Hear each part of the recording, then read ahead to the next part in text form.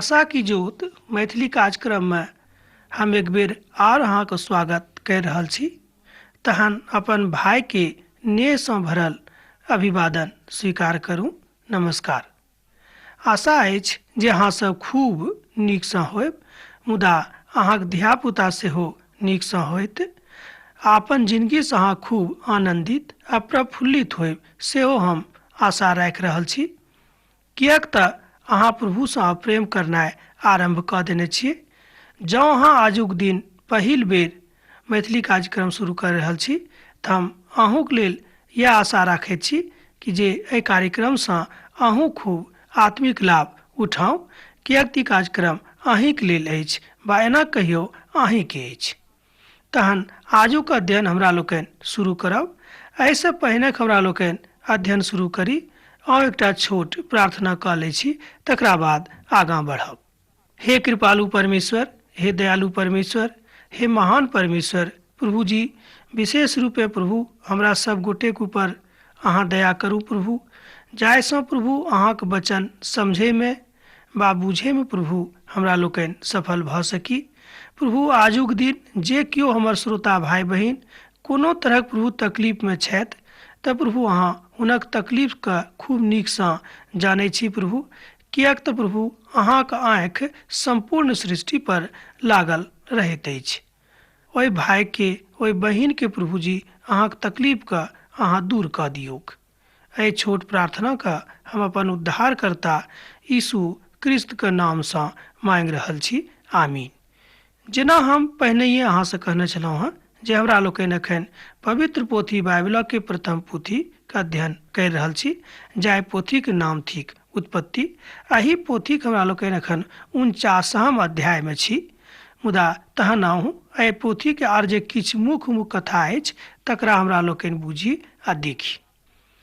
पिता परमेश्वर आजुक दिन जे बात करबाक लेल उपस्थित भेल छथि ओ कहैत छथि कि हुनक पुत याकूब कोनाक अपना सबसँ जेना कहियो हुनको ओ खूब मानैत रहनि, अर्थात बेंजामिन, जिनका बेन्यामीन सेहो कहल जाइत छनि, हुनका ओ कतेक प्रेम करैत रहथि ताहि बातक विषयमे बतायल गेल छैक।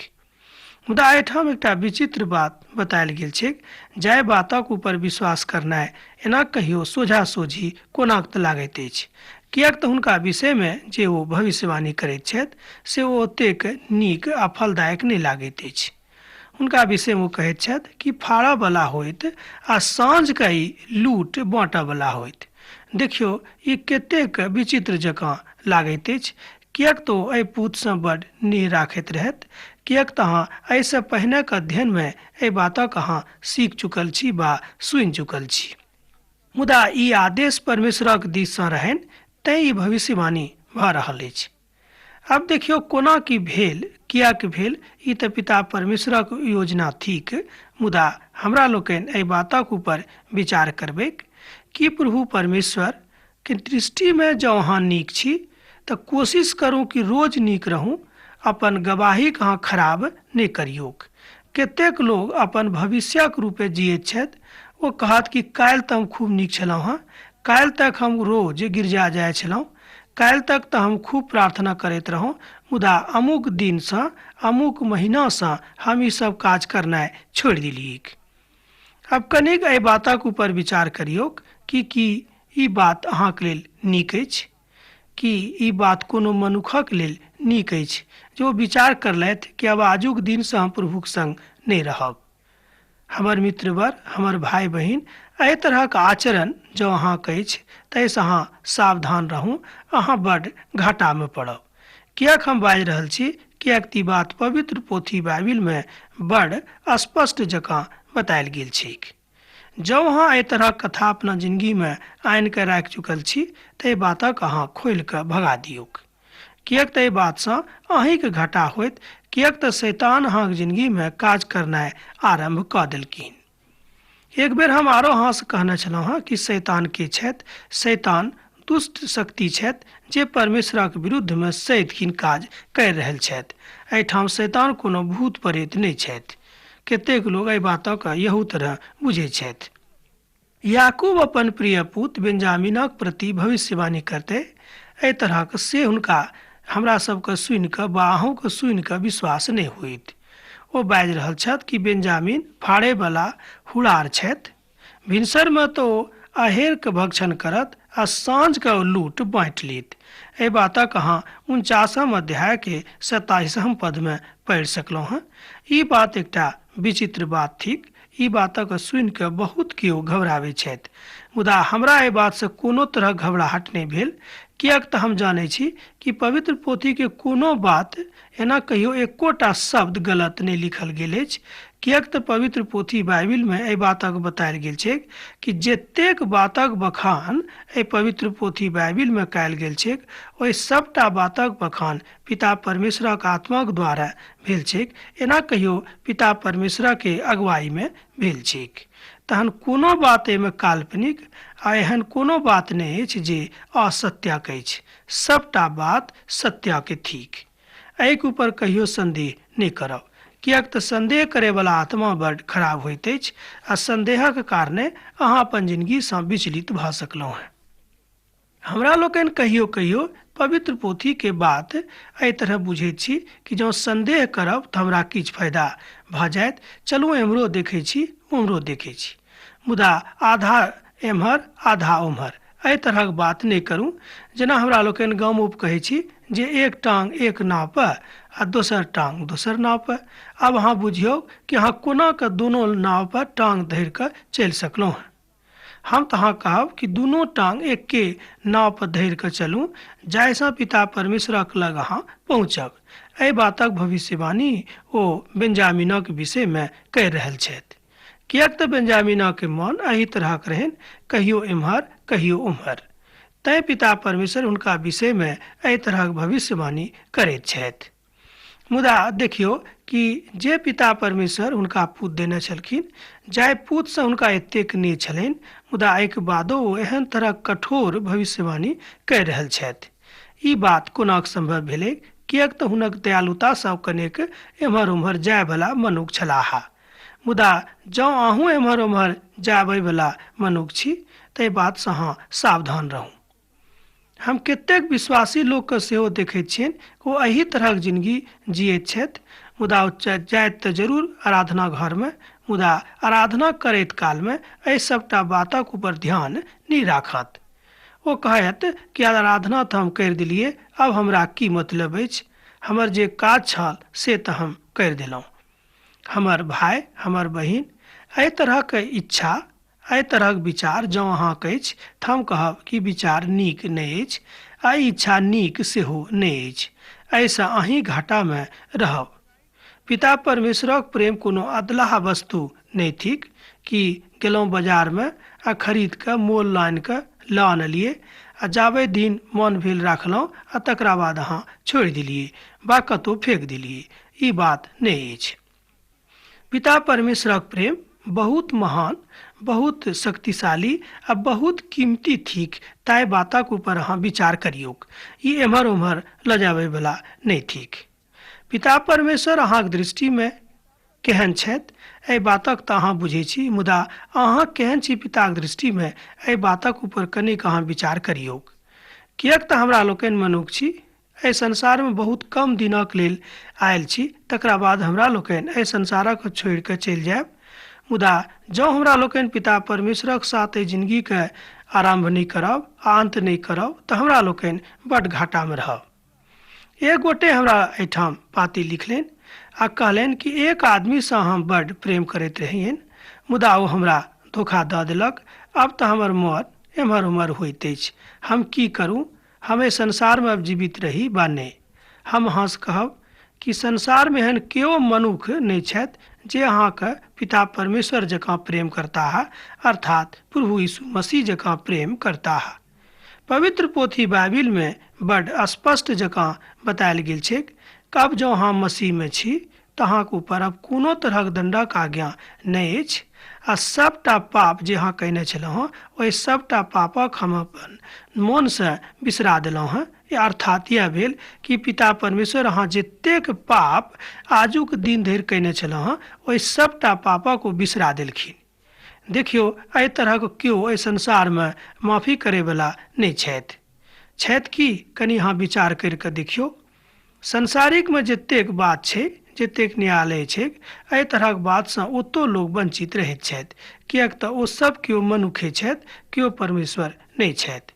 मुदा परमेश्वरक जकाँ न्याय करयवला एहि संसारमे केओ नहि भऽ सकैत छथि। एहि बातक ज्ञान आजुक दिन याकूब अपन पूतकेँ दऽ रहल छथिन आ कहैत छथिन कि जेना अहाँ चलि रहल छी ई नीक नहि अछि, मुदा अहाँ नीकसँ चलू, जाहिसँ पिता परमेश्वरक प्रेमसँ अहाँ कहियो अलग नहि होइब। 49 अध्याय के 28 पद में एहि बातक खूब नीक जकाँ बतायल गेल छै।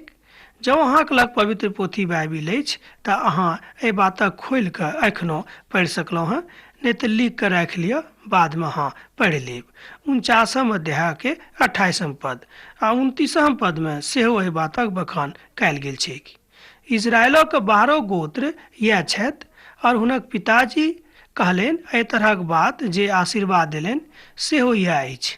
सभक ओ आत्मामे आशीर्वाद देलनि सेहो इएह अछि। अर्थात याकूब अपन सबटा धियापुताके आत्मेसँ आशीर्वाद देलखिन, केकरो ऊपर मोनसँ आशीर्वाद नहि देलखिन। हमर भाई बहिन, दुनियाके एहन कोनो माय बाबू नहि छथि जे अपन पिताके एना कहियो अपन धियापुताके एहि तरहक आशीर्वाद नहि दै छथि। एहन कोनो पिता एहि संसारमे नहि छथि। पिता सब एहन छथि, मान लियो पिताजी केतबो खराब छथि तऽ अपन धियापुताके नीक आशीर्वाद दैके सदिखन इच्छा राखैत छथि। एहि बातक हमरा लोकनि संसारिक दृष्टिसँ सेहो देखैत छी। आत्मामे आशीर्वाद दिअवला पिता परमेश्वर अपन पूत सबके बनौने छथिन। एही तरह हुनक एकटा पुत्र रहनि याकूब। एहि बातक अहाँ 28 पदमे खूब नीक जकाँ पढ़ि कऽ अध्ययन करि सकलहुँ। तहन ओ ई बाजि कऽ हुनका आज्ञा देलनि जे हम तऽ अब अपन लोकमे मिलऽ पर छी, तेँ एहि कारणे हमर हित्ती ए प्रेमक भूमिक गुफामे हमर बाप दादाक संगे अहाँ हमरा माटि दऽ देब। 49 अध्याय के 29 पदमे ई बात बतायल गेल छै। एहिठाम याकूब अपना विषयमे अपन पूतके बाजि रहल छथि जे अहाँ हमरा लेल ई बात करब। आ केकरा कहै छथिन तऽ यूसुफके, किएक तऽ यूसुफ एखन बड्ड शक्तिशाली छथि आ सबसँ बेसी आ पैघ बात ई अछि जे यूसुफ पिता परमेश्वरसँ सदिखन डेरायवला मनुख छथि। आब देखियौ, हमरा लोकनि जँ परमेश्वरसँ डेरायवला मनुख नहि छी तऽ एहि बातक लेल हमरो लोकनि तकलीफमे पड़ि सकलहुँ। हमर ई मित्रवर, जँ अहाँ रोज प्रार्थना करै छी तऽ खूब नीक अछि। जँ अहाँ रोज पवित्र पोथी बाइबिल पढ़ै छी तऽ बड्ड नीक अछि। यहूसँ नीक होइत कि अहाँ प्रार्थना करू आ पिता परमेश्वरसँ जे नेह राखै छी तकरा हृदयसँ राखू, देखाबैके लेल नहि। बहुत केओ एहि संसारमे एहन छथि जे पिता परमेश्वरक नेह देखाबैके लेल, अर्थात संसारक देखाबैके लेल कि हम बड्ड धार्मिक मनुख छी, ओ ईसब बातक करैत छथि, मुदा हुनका हृदयमे पिता परमेश्वरक लेल कोनो तरहक प्रेम नहि रहैत छनि। ओ संसारिकताके कारणे ई बात करैत छथि, गिरजाघर जाइत छथि, प्रार्थना करैत छथि, मुदा हुनका हृदयमे परमेश्वर नहि रहैत छनि। एना कहियौ कि हुनका हृदयमे परमेश्वरक निवास स्थान नहि छनि।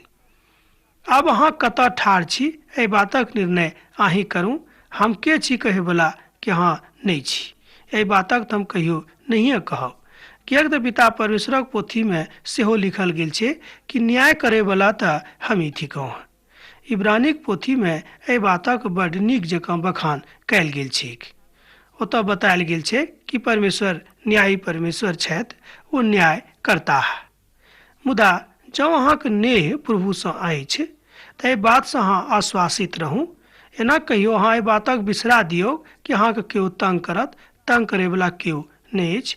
पिता परमेश्वर जहन अहाँके दिस अछि तऽ अहाँके विरोधी केओ नहि होइत। ई बात सेहो पवित्र पोथी बाइबिलमे बतायल गेल छै। यह बात याकूब अपन जिंदगीसँ अपन धियापुताके दिखाबैके कोशिश करलखिन आ जाइत कालमे सेहो कहलखिन कि अहाँ एही तरहसँ अपना जिंदगी बसर करब। ई बात जहन ओ अपन प्रिय पुतक विषयमे कहै छथि तऽ हुनको कनिक तकलीफ होइत छनि। ओ एहि दुआरे कहलखिन किएक तऽ हुनको मनमे पिताके प्रति अब ओतेक नेह नहि रहनि, अर्थात पिता परमेश्वरसँ। एहिठाम दैहिक पिताके बात नहि अछि, एहिठाम आत्मिक पिताके कथा चलि रहल अछि। तहन एकटा पदक हमरा लोकनि आरो देखी, तहन अहाँ अपन दास लोकनिसँ बाजने छलहुँ हँ जे हुनका लऽ आनू जायसँ हम हुनका देखबनि। ई बात देखियौ, पिता परमेश्वर जेना हमरा लोकनि पहिनहिए पढ़ने छलहुँ हँ तकरा हम अहाँके लेल बाजि रहल छी। एहिठाम पिता परमेश्वर एकटा बात कहैके इच्छा राखैत छथि कि प्रभुके प्रेममे जँ अहाँ बनल छी, जँ अहाँके हृदयमे प्रभु यीशु मसीहके निवास स्थान भऽ गेल अछि, तब अहाँ यह बुझियौ अहाँ एकटा मन्दिर बनि चुकल छी, अर्थात परमेश्वरक पवित्र मन्दिर बनि चुकलहुँ हँ। किएक तऽ पवित्र पोथीमे बाइबिलमे स्पष्ट रूपे बखान कयल गेल छै कि कोनो अपवित्र वस्तु पिता परमेश्वरक राज्यमे प्रवेश नहि पबतैक। मान लियौ जो अहाँ अपन जिंदगीके अपवित्र बना कऽ राखि रहल छी तऽ ई बातक अहाँ बिसरा दियौ कि अहाँ कहियो स्वर्गमे प्रवेश करब, अर्थात पिता परमेश्वरक राज्यमे प्रवेश करब। हमर मित्रवर, एहि संसारमे अहाँ कतेक दिनक लेल छी कि अहाँ कहियो एहि बातक ऊपर विचार करलहुँ हँ? पवित्र पोथीक एकटा विद्वान कहैत छथि कि जँ अहाँ वा हम एहि बातक ऊपर रोज एक बेर विचार करियैक कि हमरा लोकनि एहि संसारमे बड्ड कम दिनक लेल छी तऽ हमरा लोकनि बड्ड कम गलती करब। एहिसँ की होइत कि हमरा लोकनि जे पवित्र आत्माके साथ जे जिंदगी बिता रहल छी तकरा हमरा लोकनि आर नीक जकाँ बिता चुकलहुँ हँ, एना कहियो बिता सेहो सकलहुँ हँ। दुनू बात अहाँके जिंदगीके लेल बड्ड फायदेमंद होइत, बहुत अहाँके लाभ होइत, एहिमे संदेह नहि राखब। हम बेर बेर किया कहै छी कि पिता परमेश्वरक ऊपर संदेह नहीं करब, किएक ई बात पवित्र पोथी बाइबिलमे बतायल गेल छै। हम कोनो अपना दिससँ अहाँके ई बात नहीं बता रहल छी, मुदा हमरा लोकनि अपन भाषामे जरूर एहि बातक देख रहल छी बा समझ रहल छी बा पढ़ि रहल छी। अब तऽ देखियौ कि पिता परमेश्वर हुनका की कहलखिन कि अहाँके जे छोट पुत अछि, जकरा अहाँ एतेक नेह करैत छलहुँ हँ, जिनकासँ अहाँ एतेक प्रेम राखैत छलहुँ हँ, मुदा हुनके विषयमे एहि तरहक भविष्यवाणी भऽ रहल अछि। पिता परमेश्वरक दिससँ जँ एहि तरहक बात अहाँके जिन्दगीमे अछि तऽ एहि बातक अहाँ बिसरा दियौक। हमर मित्रवर, हमर भाय बहिन, कि अहाँ एम्हर उम्हर देखैवला छी? एहि बातक ऊपर कनेक अहाँ विचार करियौक। जँ अहाँ एम्हर उम्हर देखैवला छी तऽ हम अहाँसँ कहब कि एम्हर उम्हर नहि देखियौ। एहि बातक सेहो 37 अध्यायमे बतायल गेल छै, तकरा बाद 44 अध्यायमे सेहो बतायल गेल छै। एहि पोथीके 44 अध्यायके 23 पदमे सेहो बतायल गेल छै। जँ अहाँके लग पवित्र पोथी अछि तऽ एहि सभटा बातक अहाँ सत्यापन करि सकलहुँ हँ, किएक तऽ पवित्र पोथी बाइबिलमे जे किछु बात लिखल गेल छै ओहि सभटा बातक ऊपर बड्ड गम्भीरसँ विचारक बात तहने राखल गेल छै। एम्हरे एना ओना करैसँ नहि राखल गेल छै। एहि बातक याकूब अपन पुत एना कहियो अपन छोट पुतके बता देलखिन। तहन प्रेमक की प्रक्रिया अछि, प्रेमक की पराकाष्ठा अछि, तकरा तऽ अहाँ बुझिते छी।